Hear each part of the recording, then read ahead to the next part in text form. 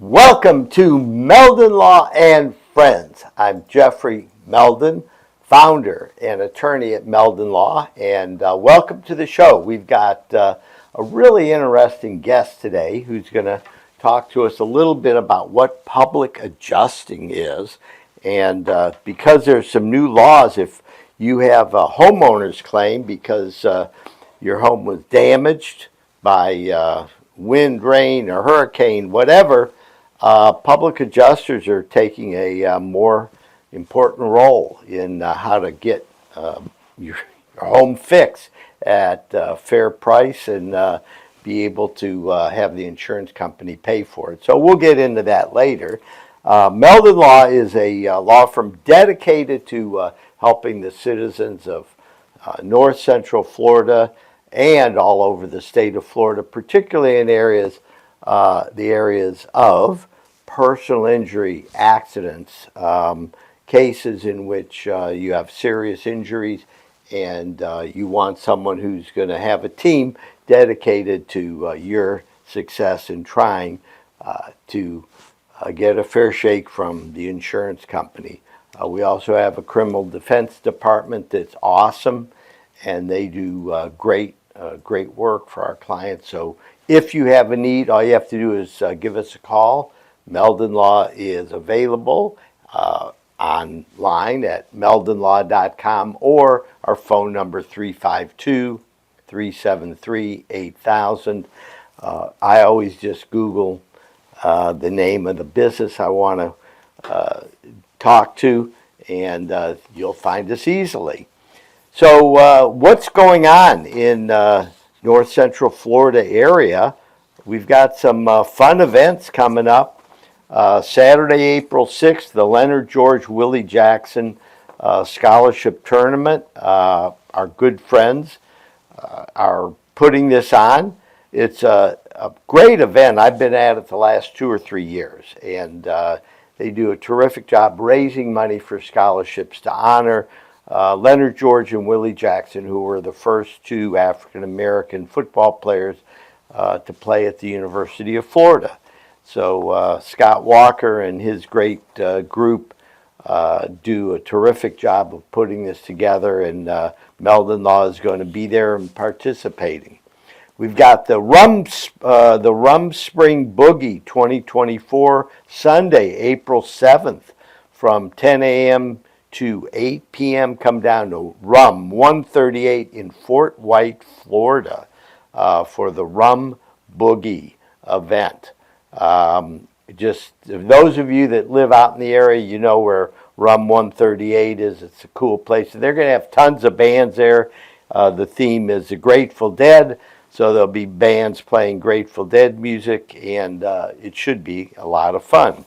The YMCA, very important that we support the YMCA. April 20th, they're going to have Healthy Kids Day, and all you have to do is look for, let's see, Gainesville YMCA, and you'll be there. Williston. So this one was a huge hit last year. It's called the Makin' Bacon Festival, and it's April 20th, 11 a.m. in Williston, and they're hosting the 4th annual Makin' Bacon Fest at Williston's Horseman's Park. And if you love bacon, you got to be there. The food vendors are going to share a diverse array of bacon-centric dishes, from classic favorites to innovative concoctions. And they're going to have a bacon eating contest. That should be a lot of fun. They're also going to have the best bacon dish competition. Bands are going to be there, admissions free. It's a family event. So if you love bacon, you need to be at the Makin' Bacon Fest in Williston on April 20th, starting at 11 a.m. And we're good friends with the folks that do these festivals out in Williston, and they're really a lot of fun. Show up, and you'll get right in the swing of things. And Lot Bullock from Meldon Law is going to be out there. He's one of our great attorneys, and he's from Williston, been there for over 125 years, his family. So we like to support everybody out in Williston. A couple other things going on. So the Lady Gator softball team is doing great. I mean, they are rising every week in the standings. Great pitching. They had to do a big turnover this year. However, they got one of the best hitters in the country, Skylar Wallace. They've got great pitchers who are really maturing and doing a great job. So check out the Gator softball events. They're here for the next 2 months. You'll see them here frequently playing over at the softball stadium, and enjoy it. It's fun. I'm usually either there or across the street where the baseball stadium is, the Gary Condren Family Ballpark, and that's a good name because there's tons of kids there. It's really fun. For those of you that haven't been to the ballpark, in left and right field they have a grass berm, and people bring their picnic blankets there, sit out there. It's $10 to get in, and they're packing the berms, as we call them. So the men's baseball team is ranked anywhere from 4th to 6th in the country, depending on what ranking service you look at. What's interesting is that of the teams that are ahead of the Gators, all but one is from the SEC. The SEC has 5 of the top 7 teams in the country. What does that mean? That means if you see an SEC team come into town, which they do on the weekends only, you're going to be seeing major league quality players. Usually half a dozen of the players that you see on the field are going to be going to the big leagues. So take advantage of Gator baseball. Finally, we got the gymnastics team rolling into what I call the playoffs this coming week, April 4th, 5th, and 7th. There's the regional, and it's right in Gainesville, Florida at the O-Dome. Check it out. I think Thursday it starts at 2 p.m. and then it goes from there. However, the Lady Gator gymnastics team almost won the national championship last year. They competed against Oklahoma and lost by 1/10 of 1 point in the national championships. They've lost some of their players who are now priming for the Olympics, and the young players that have come in are steadily increasing their scores. So check it out. The Lady Gators may surprise some people. We've had scores above 198 out of 200, and that's a rarefied atmosphere. Only 2 or 3 teams in the whole country have been able to do that. So let's support our gymnastics team and see if we can deliver this year and win a national championship. That's a little bit of what's going on in North Central Florida. WEC, the World Equestrian Center, check it out. They have national events there. Recently an event was televised on ESPN, all kinds of horse events, hunter jumper, dressage, all kinds of beautiful, beautiful horses that are out there. They just opened up a new hotel, the second hotel on the property. Convention center is coming soon.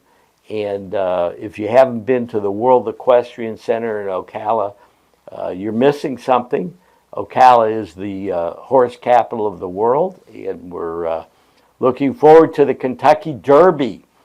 My wife, Patricia, and I are going to go to the Derby this time, first time we've ever been there.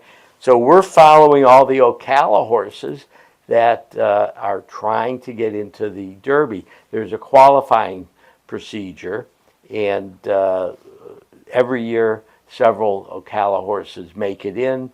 And last year, actually, Forte was the favorite and got scratched because he had some kind of a hoof injury right before the event, within a day before the running of the Derby.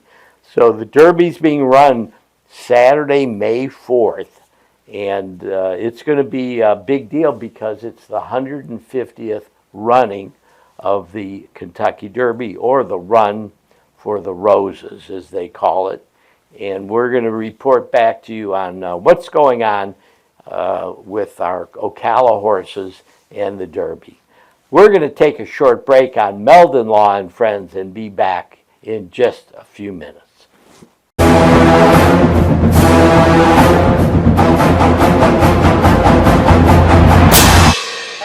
Jeffrey, what are you doing? Well, I'm joining the band, of course. Since Meldon Law is the official law firm partner of the Florida Gators, I want to help. Dad, we're litigators. Let's stick to helping people in the courtroom. Well, can we still hang out and jam a little bit? At Meldon Law, we won't back down. I was going down a one-way street and a girl that was driving her car T-boned me on my scooter. I ended up going for an MRI and discovering that I had 2 herniated discs. Coming to Cary allowed me to not have to worry about what doctor I was going to see or what physical therapist I had to go to. They say, these are the people we trust. You're going to have a great experience there. And I honestly did each time. Call Meldon Law. Your consultation is absolutely free. Albert, Alberta, I understand you were witnesses to a crash. Can you tell us about the accident?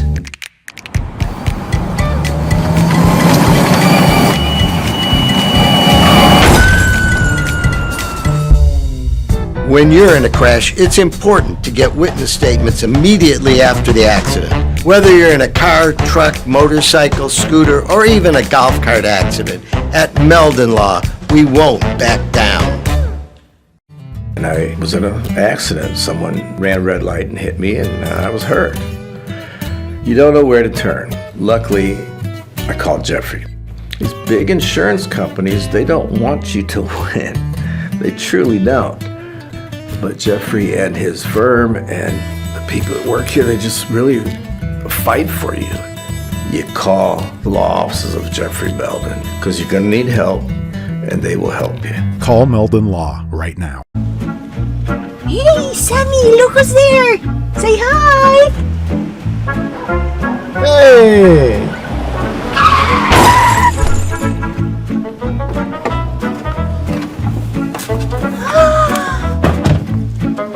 You again. Meldon Law, Jeffrey speaking. Jeffrey! Somebody else! Here we go again. After the car accident, your personal life takes a toll when you have major injuries. Being a mother of 3 kids, having to work, it became overwhelming. Didn't know what was going to be my outcome at Meldon Law. Actually, they went above and beyond. At Meldon Law, we're not just your legal team, we're your support system. You do not have to go through this alone. At Meldon Law, we won't back down. Welcome back to Meldon Law and Friends. I'm Jeffrey Meldon, attorney, founder of Meldon Law, and we're excited. We've got Tyler Helmuth with us. He's a public adjuster. The name of his company's Lone Wolf Adjusters. Good afternoon. How you doing, Tyler? Hey, I'm doing good. It's good to be here. Yeah. I'm very interested in the show tonight because public adjusting is something that I'm familiar with. I've got a few rental properties, and in the past I've used public adjusters. Even though I'm an attorney, I don't specialize in doing property claims. And let's start with the basics, okay? Let's talk about what a property claim is, who are the parties involved, and how all of that kind of unfolds. Yeah. So pretty much there's the main ones that we deal with are storm damage. So you got hail, you got hurricanes here in Florida, of course. Then also like pipe losses. So you had a pipe burst. We've had quite a few of those as well. Flood the house or drain back up could be a possibility as well. Basically, so when somebody files a claim with their insurance carrier, once they have storm damage, typically the insurance company sends out their adjuster, and then they try to see how little they can pay the homeowner or the business owner to get that claim settled. So kind of basically we come in as public adjusters to work on the homeowner's behalf to make sure that all the damages are accounted for, nothing gets overlooked or underpaid, and then negotiate on behalf of the homeowner to make sure they get everything they need to fully restore their property. Now, I know in Florida, public adjusters, there's actually a statute law that provides for public adjusters. And does it address the percentage that you charge the owner of the home for doing your service? Yes, it does. It does. And depending on if it's a state of emergency, it's less for the year after that. Typically it's 20%, except for after a year of a state declared emergency. Then it's 10%. Of the claim. So if there's no emergency, what is it typically? It's 20%. 20. So Yep. if someone has a fire, the pipe bursts, if there's a damage to your home or property, right? This applies to businesses as well, so long as they have an insurance policy on the property.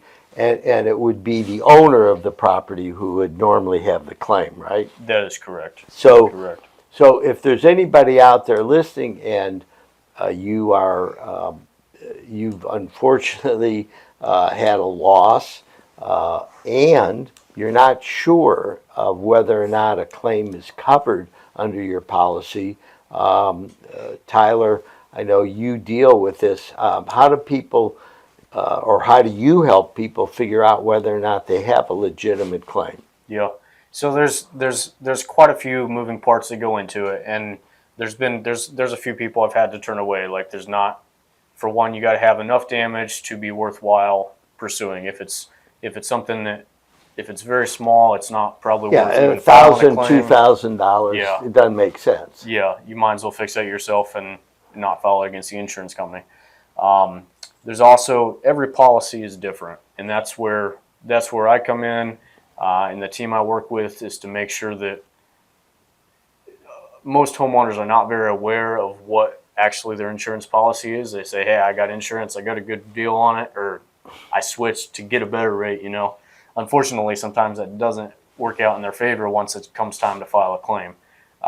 There's been a lot of law changes in the last several years, and the insurance companies there's lots of more endorsements and exclusions where there's limits to, for example, often there's a $10,000 water limit, a water damage limit on residential properties. Many policies have that, or you could have a roof endorsement that basically depreciates your roof for the age of it. So someone could have a 10-year-old roof. They may only get 30-40% of the cost of that new roof because of that endorsement. So I help to see what is exactly in the policy, and then basically find the best solution to make sure that they get paid as much as possible so that they can get everything they need to fix it. So what's the advantage of folks coming to you as a public adjuster versus an attorney that specializes in handling property damage claims? Yeah, good question.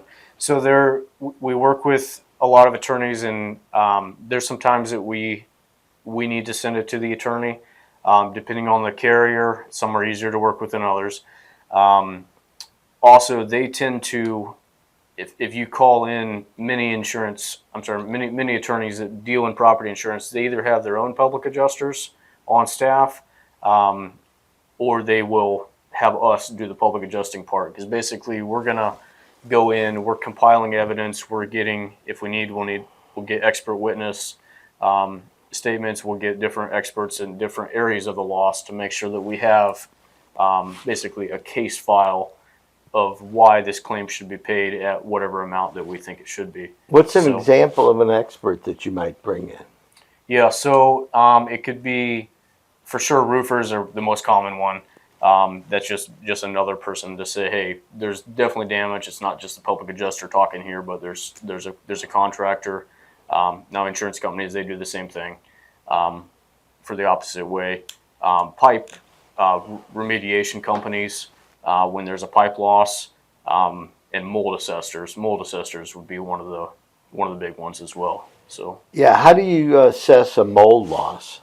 So that's going to be mold grows within a few days, really within 24 hours. If you get standing water, you're going to have some mold growth. So if you don't get that thing dried out like right away, you're going to have mold growth, which has a whole lot of repercussions, obviously, if it's not dealt with properly.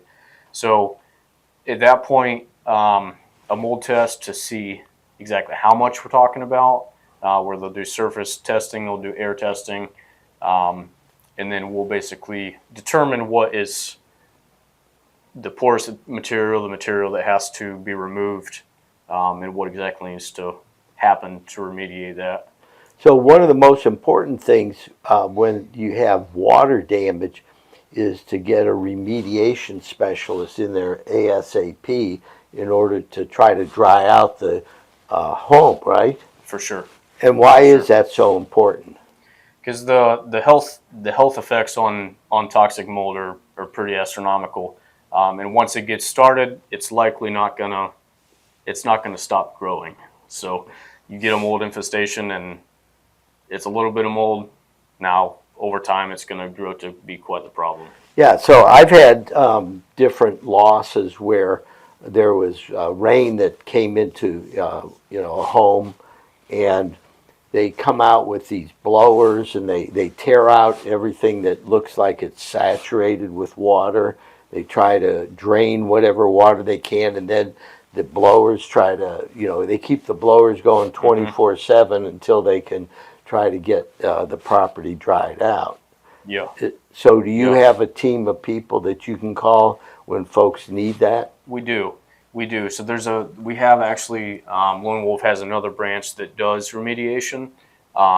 We can't do the public adjusting and the remediation on the same job. But we do have teams that will hand it off to if we're doing the adjusting on it as well. So I didn't fully answer your question about whether us or send it to the attorney or to us. One other advantage is, now for sure the attorneys are needed at some point in some cases, but we've also been able to get a lot of claims paid for without the attorneys, and that's going to vary policy to policy quite a bit. Some of the claims we're basically aware, hey, this is probably going to go to attorney just based on the carrier. So, and sometimes the facts of the case too affect it. That is true. What claims are going to be covered or not. So if people have something happens, a pipe burst, okay, how would they get a hold of you? Best way is to just give me a call, and we'll go from there, because every case is different. So I definitely, before saying, hey, yeah, we can help you, like I got to get some facts. I want to take a look at the policy, and do a site assessment as well. So, What area of the state of Florida do you work in? So typically I live just north of Ocala, but the boss is over south of Daytona Beach.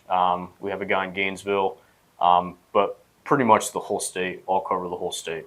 So what's your phone number?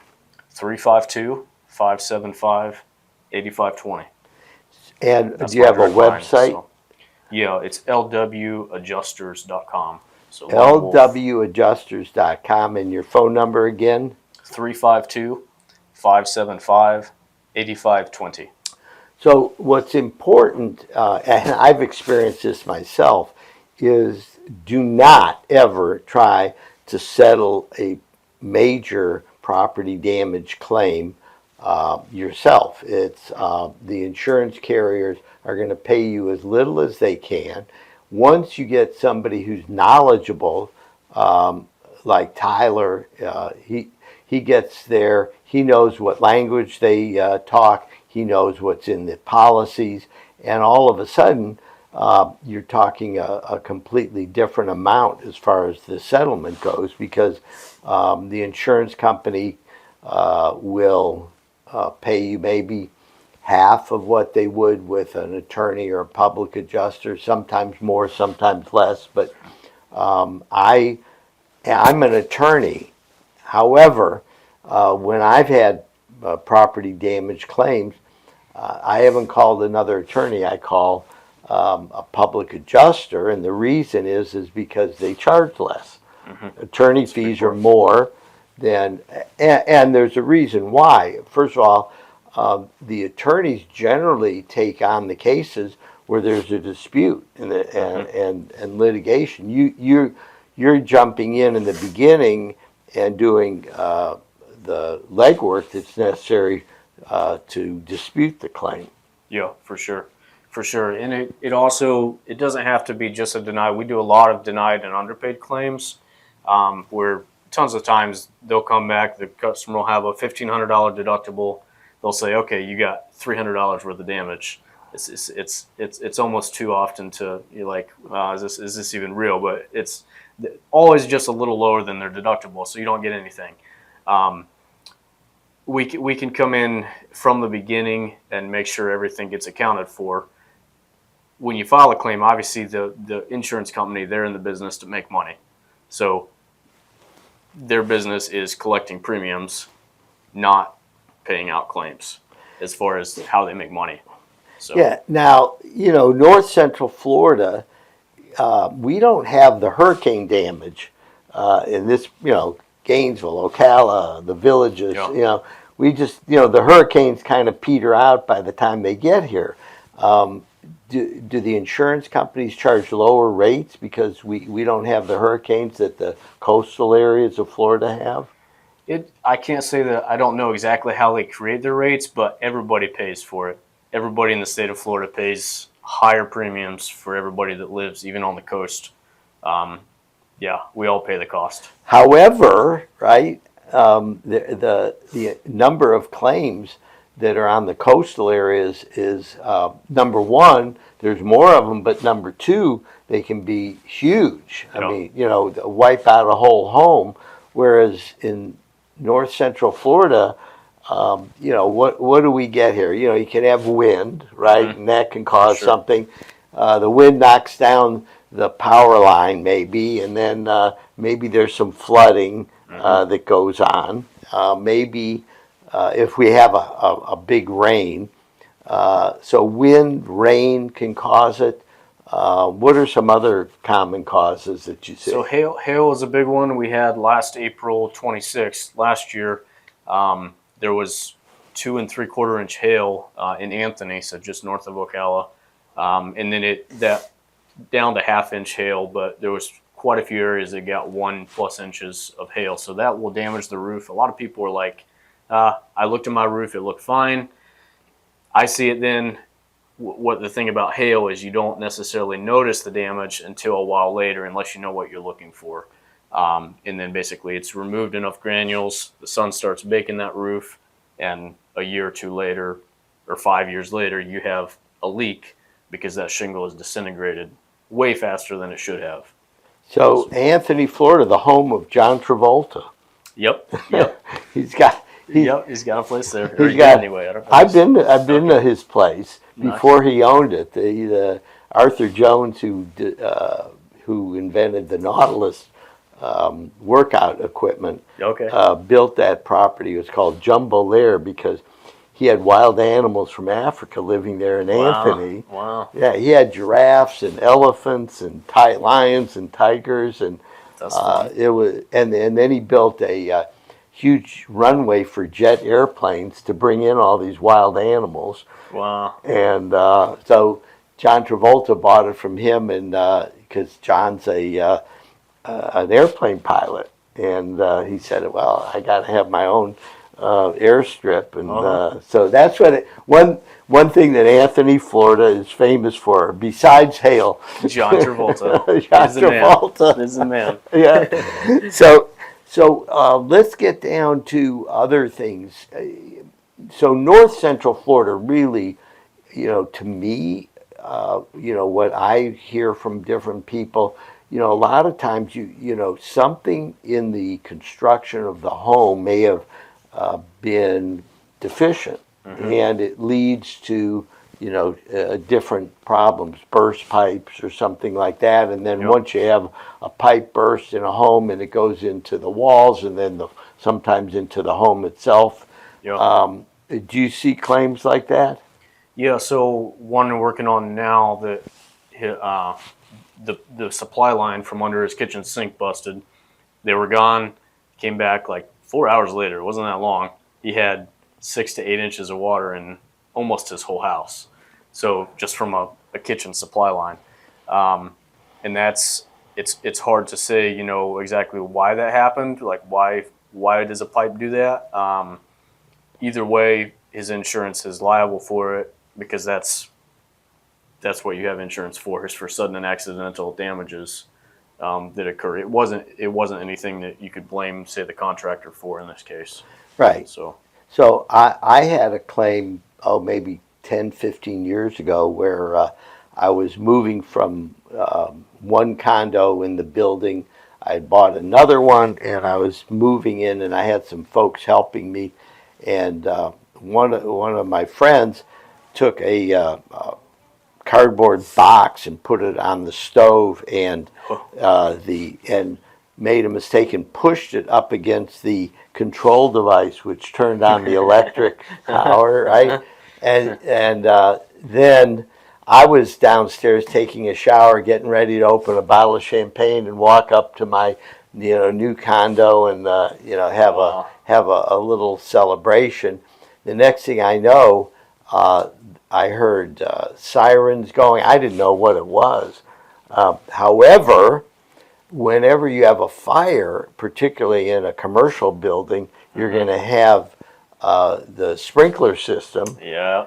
Yep. And the damage was actually caused by the sprinkler system more than the smoke from the fire. Yeah. That's so crazy. So it was on the 4th floor of a building in Gainesville that has the Dragonfly restaurant, which is kind of famous restaurant, and there was so much water from the sprinkler system that it created a waterfall over the balcony, over the hotel, and all these or over the Dragonfly restaurant. Yeah, they thought it was some, they didn't know what it was, right? And and all of a sudden, all the fire equipment shows up, and it happened to be Halloween. So you can imagine all the kids are dressed up in Halloween outfits downstairs. It's the fire's going, the cops are, and then the fire chief, he was there, and I'm going, what happened, and he said, there's a fire in this, condo. So I had to go through that, and it was a big deal. For those of you listening, it's not just, the water, it's and the smoke, it's every part of the house can be affected by it. Yeah. So we needed to add wood floors. The wood floors got warped, had to be replaced. Yeah. It was a 2-story condo. Well, the smoke had gone upstairs, and it affected the paint on the walls. And the water damage affected the cabinets in the kitchen. It was almost $100,000 worth of damage. Yeah. It was huge. So I guess my point is, and I brought in a public adjuster to help me with it, because I didn't know what it was. I didn't know what to look for. Number one, that's the most important, and that's what you guys are trained to do, because you know what to look for. You know the house may need to be repainted. Somebody else, they just look at the walls. Oh, well, the wall looks the same, right? Yep, for sure. And then you can't match if it's been a few years since it's been painted.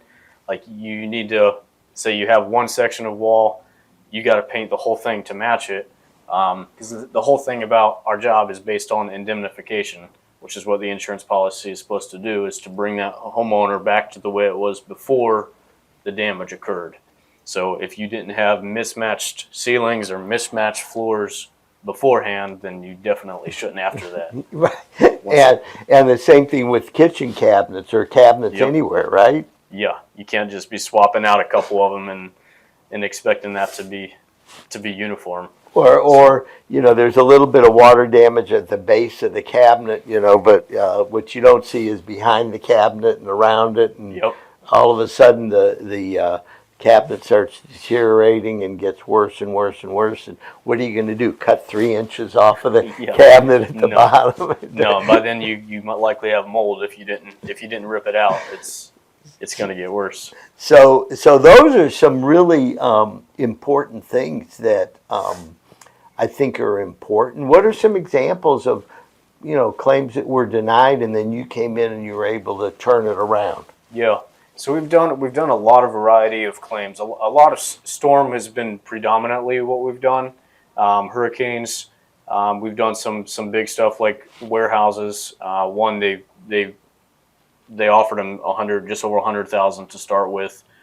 We got it. It finally settled at $3.5 million to do the whole roof. But most of them is tons of residential claims. And we've done over 1,000 claims at this point. And one actually we're working on now related to the water. His supply line burst crazy. Is they had a contractor come in to assess the damage and to write up an estimate. And then they sent him a letter, said, hey, we approved his estimate. It was for like $30,000. His whole house got flooded. His kitchen cabinets, everything was a mess. He calls the contractor and says, okay, then come fix it. I got the money. Then the contractor says, no, we don't have time to do that. Every other contractor, we're talking like $100,000 plus. So we're still working on that. But that's one of the example of the crazy things we come across is like it doesn't even make sense. You're gonna have a contractor come out, tell you that it's $30,000 and then they can't even do it. But that's from the insurance company. The insurance company sent out that contractor. I've done several fire chimney claims where the chimney caught fire. One that was the homeowner said that they basically laughed at her and said, no, we're not going to cover that. Your house didn't burn down, so we're not going to cover it. And I was able to get about $40,000 to replace because it was quite a complex system. Got that paid for. Tons of under deductible. Here's $500 or even some maybe a little. You get $500 after your deductible, and then we've been able to get them their whole roof replaced. It's another crazy one was down in Clearmont when they had a big hailstorm that came through. The whole neighborhood was trashed. The roofs were, you see tarps everywhere. Same insurance company, same house build. You built the same year, same roof. 4 houses down. His dad got a new roof from the insurance company, no problem. The son, 4 houses down, and this is tight together. They said no, it's not hail damage. It's heat blisters, they called it. So they come up with the darndest things to try to not pay. So, but we were able to get him a new roof. I wanted to find out if there's any recommendations you have for our listeners as far as what to make sure you include in your insurance policy, because buying the cheapest policy may save you a few bucks now and cost you tens of thousands later. So what are some things to make sure you include in your homeowner's policy? Yeah, for sure. It's understandable everybody wants the cheapest rates because it's painful how much they went up in the last few years. But I would say for sure the smaller companies in general tend to do better. If you're seeing their advertisements all over the national TVs and at the Super Bowl, I don't know, they may be paying more in advertising than paying claims. But you want to make sure that you look at the endorsements. That's going to be the main one that's going to have exclusions. It's going to have that roof endorsement that is only going to pay your roof out at a small percentage. Yeah, because if my roof is damaged and they go, oh, well, the roof life was 20 years and you've had the home for 12 years, we're going to give you, $6,800, even though it's going to cost you $15,000 to replace the roof, you kind of feel like you're getting screwed. Yeah, for sure. And in that case, there's not, if you have that endorsement, there's nothing that we can do about that. There's nothing that we can do to help. What Tyler's talking about is the endorsement. The insurance company in the contract can limit or exclude certain claims. And if the endorsement says that they're going to prorate your roof based on the life of the roof, and what is it, 20, 25 years tops for a roof life?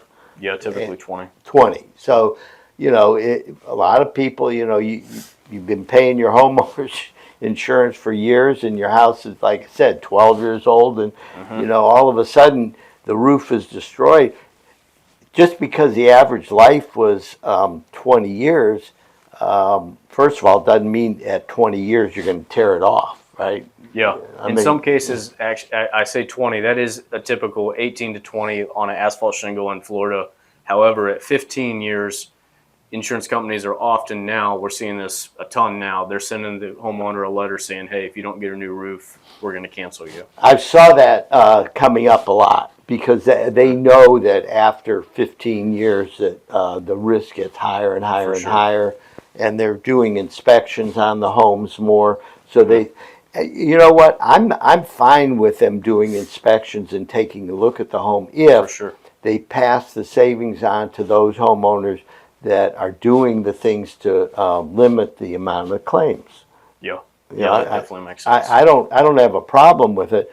I hope that they don't just insure the people that have the best claims and still charge them what they were charging for the folks that have the problem homes. Yeah. Right? if you have a tight roof and a good house, then you shouldn't be paying the same thing that somebody's got. I know. So anyhow, that we're getting near the end of the show. I'm here with Tyler Helmuth, who's a public claims adjuster for Lone Wolf Adjusters. You can get a hold of Tyler and Lone Wolf. The website's lwadjusters.com, and the phone number again? 352-575-8520. So I want to thank you very much for coming on. There's tons of stuff we could talk. We could go on forever and ever about all these different changes in the law, because they did make a major change in the law, and now homeowners in most cases have to pay for their attorney, which can be 40% or more out of the amount they get. So you have a $100,000 claim. It's going to cost you $100,000 to get a contractor to repair it. The insurance companies, after your attorney fees, you may only get $60,000 or less. And it's not the attorney's fault. It's the government, the legislatures kind of gave a handout to the insurance companies by saying that a long-standing principle that was 150 years old, which is if the insurance company doesn't pay you a fair amount, then they have to pay for your attorney fees if you had to hire an attorney. All that's changed in the state of Florida. So a public adjuster may be your best bet in many cases, because their fees are less, and they're very knowledgeable. So that's another takeaway from what's going on in Florida today. The rates are going crazy. However, if you've got $500,000 invested in a home, are you going to try to save $1,000 and get us what I call a skinny policy that's going to make it difficult to get a good, fair result in your case. So lots is going on. Tyler, thank you very much for joining us today on Meldon Law and Friends. And we're going to be back next week with another edition. Thank you very much for watching and listening.